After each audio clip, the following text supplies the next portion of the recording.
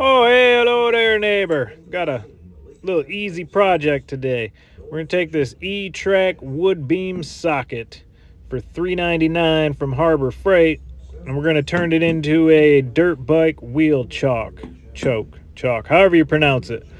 The cheapest E-Track chalk I could find online was like $36. We're gonna do this for like $4. Take your cutoff wheel and cut the support bracket off. Goes pretty easy.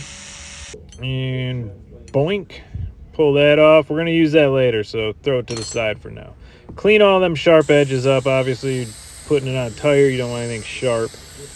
And then this part is just heating it up to flatten it out. It's pretty thick metal, and it doesn't bend super easy, but also when you're really kind of reefing on it, it puts a lot of stress on those rivets that hold the spring and the lever for the E-Track, and you don't want to break those, so it just bends a little easier if you heat it. Hit it with a hammer, flatten it out. You can heat it as much as you want and get it as flat as you want. Doesn't matter what it looks like, just matters that it works, right? There you go. It's all flat. Throw it back in the vise. Again, heat it up. Now you have even less leverage because you're trying to bend a shorter piece. It went real easy by just getting that real hot. I tried to bend it with vice grips, but like I said, there's no leverage there, so I just took a punch, tapped it with a hammer a couple times, and it bent. I mean, you hit anything with a hammer enough times, it'll bend, right?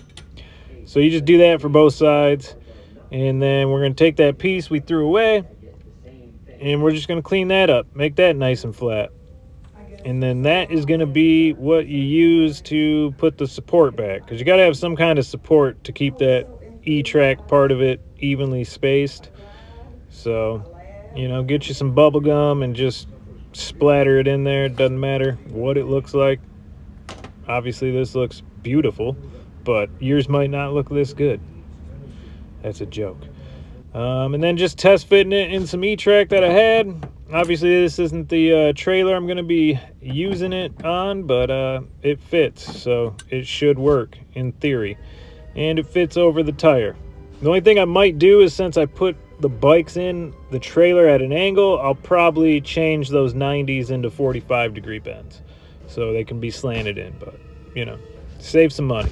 And with all that money that you saved, you can head over to bumpshopbackroom.com, get you some coffee, some vintage finds, or just head over to Bump Shop Diaries on Instagram and laugh at some memes. Have a great day.